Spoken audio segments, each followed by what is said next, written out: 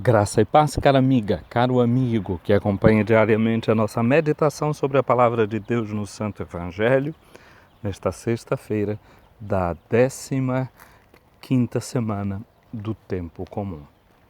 O Evangelho de hoje é o Evangelho de Mateus, no capítulo 12, versículos de 1 a 8. Começamos a ler este capítulo do Evangelho segundo Mateus. Nós encontramos hoje Jesus em caminho junto com os seus discípulos. Ele passa em meio a uma plantação. O Evangelho situa geograficamente onde Jesus está, passando no meio de uma plantação. Jesus também é situado pelo evangelista também no tempo. Mateus precisa o dia em que Jesus está passando em meio a uma plantação. É o dia de sábado. O Shabat é o dia do repouso. É o dia em que os seres humanos são chamados a imitar aquilo que Deus fez. Por isso, para os judeus, o Shabat, o repouso, era um mandamento que eles consideravam muitíssimo importante, porque um mandamento que Deus mesmo cumpriu e deu o exemplo.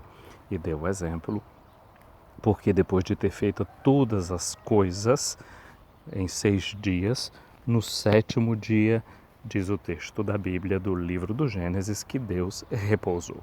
Portanto, o mandamento fica para todos os seres humanos: repousar em dia de sábado.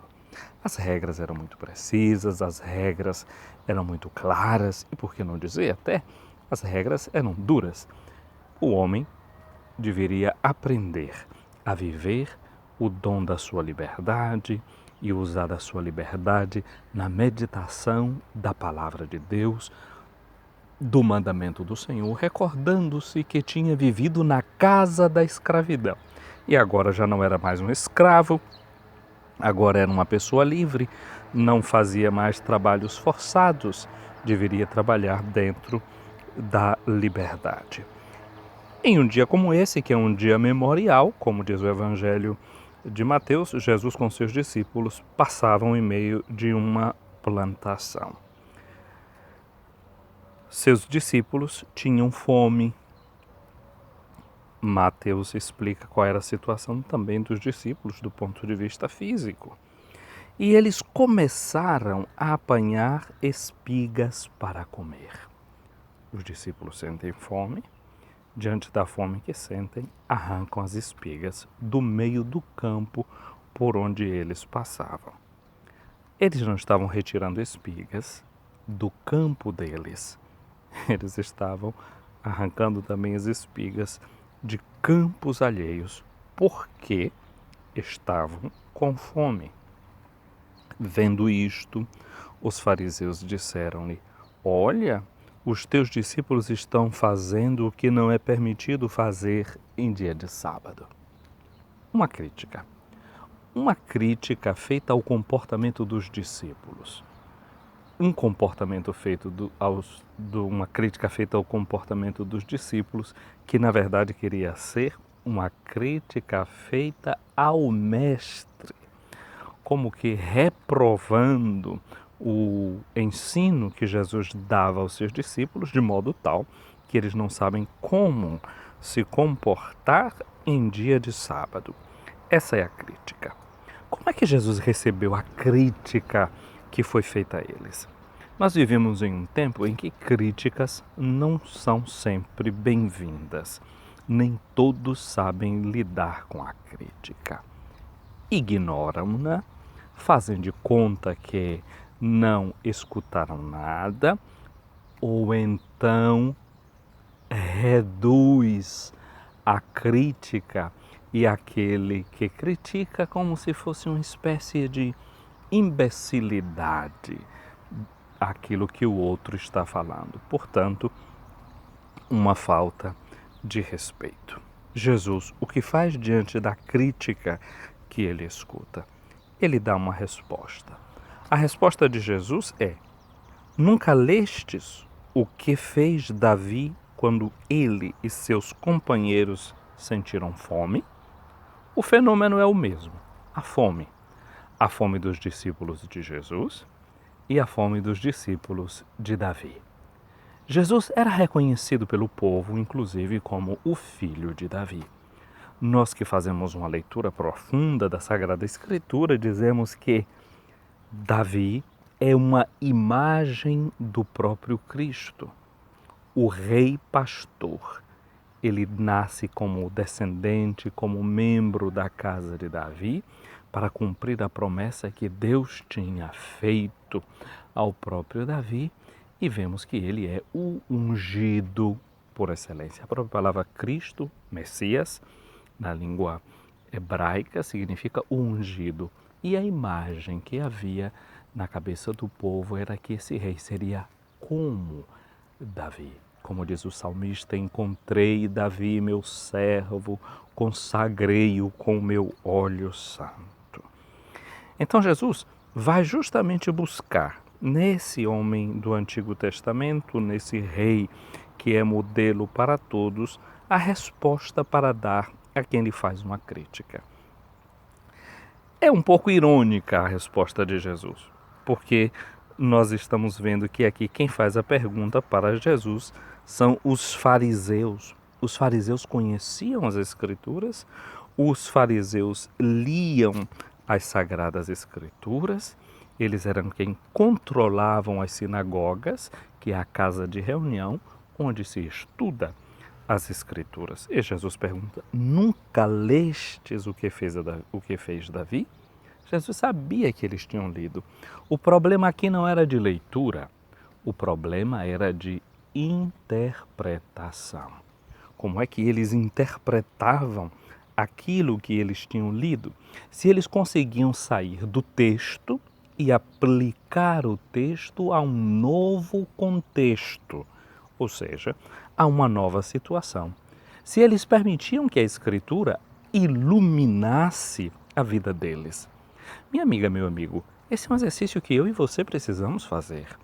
Permitir que a Sagrada Escritura não seja apenas um livro de nossas leituras, mas ele saia daquele seu contexto que nós devemos entender e ilumine a nossa vida, e ilumine a nossa existência, ilumine o nosso cotidiano, ilumine o nosso dia a dia com as suas problemáticas, com os desafios, com os seus problemas. Então Jesus recorda para eles o que era que tinha acontecido.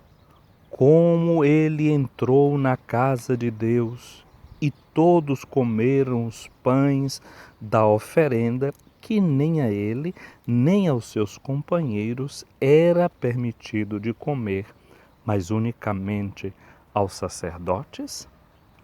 Aquilo poderia ter sido considerado uma espécie de sacrilégio, de ofensa à relação com Deus.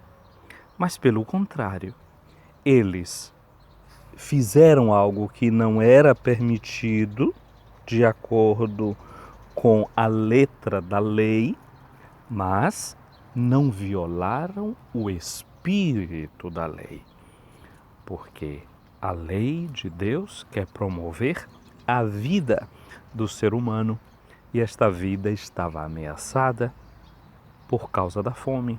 Davi tinha uma missão para cumprir e para cumprir aquela missão, ele deveria estar no uso das suas forças. Jesus continua fazendo uma outra pergunta. Ou nunca lestes na lei que em dia de sábado no templo os sacerdotes violam o sábado sem contrair culpa alguma? Porque todos os sábados previa a lei que se deveria fazer também holocaustos. Portanto, eles deveriam matar os animais, queimar esses animais, entrar em contato com o fogo, coisa que o judeu não fazia em dia de sábado, não se acendia o fogo, não se acende até nos dias de hoje. Um judeu, por exemplo, nunca entra em um elevador num dia de sábado, porque deve tocar no botão do elevador e ali é energia. Então a energia elétrica é entendida também como fogo, e então eles não usam até hoje, no dia de hoje, um elevador. Sim, eles usam um elevador, e para fazer isso, o que é que eles fazem? Eles pedem para alguém que não seja cristão para apertar o botão. Eles mesmos não tocam, mas se beneficiam daquilo que os outros fazem. Hoje em dia nós diríamos que é um laranja, não é? Alguém que aperta o botãozinho para mim e faz aquele trabalho que não me é permitido fazer, ele faz, eu me beneficio daquilo que ele fez e era proibido fazer, e eles se sentem em paz com a lei. Jesus então lembra para eles, olha, no templo se cumprem certos trabalhos, se fazem certos trabalhos de todas as formas. Eles não contraem uma culpa, porque estão cumprindo, certamente, um ofício que devem cumprir, um ofício divino. Então Jesus faz a pergunta para os seus críticos: ora, eu vos digo, aqui está quem é maior do que o templo. Se tivesses compreendido o que significa quero a misericórdia e não o sacrifício, não terias condenado os inocentes. De fato, o Filho do Homem é Senhor do sábado. Aqui está o critério fundamental para a leitura das Escrituras. Aqui está o critério fundamental para as nossas ações. Ver Jesus, seu modo de agir, porque Ele é o Senhor. Ele é o Senhor, inclusive, do sábado. Ele é o Senhor das Escrituras. Ele é o Mestre que nos ajuda a interpretar as Escrituras. Então, com Jesus, nós aprendemos um estilo e um modo de lidar com as críticas. As críticas devem ser acolhidas. As críticas devem ser analisadas. As críticas devem ser levadas ao fundamento e desmontadas a partir do fundamento, com uma leitura da crítica que vá para além daquilo que a crítica diz, na capacidade, por exemplo, de, citando as próprias Escrituras, perceber mais do que a sua letra, o seu espírito. Porque, de fato, a letra da lei continha uma proibição, mas o espírito da lei permitia que a vida fosse sempre colocada acima daquilo que era o próprio texto da lei. Como vemos no Evangelho de Marcos, Jesus dizendo: o sábado foi feito para o homem e não o homem feito para o sábado. Devemos remeter tudo a este senhorio de Cristo que coloca o homem como a razão de ser da sua ação, como a razão de ser da sua vinda e da sua missão.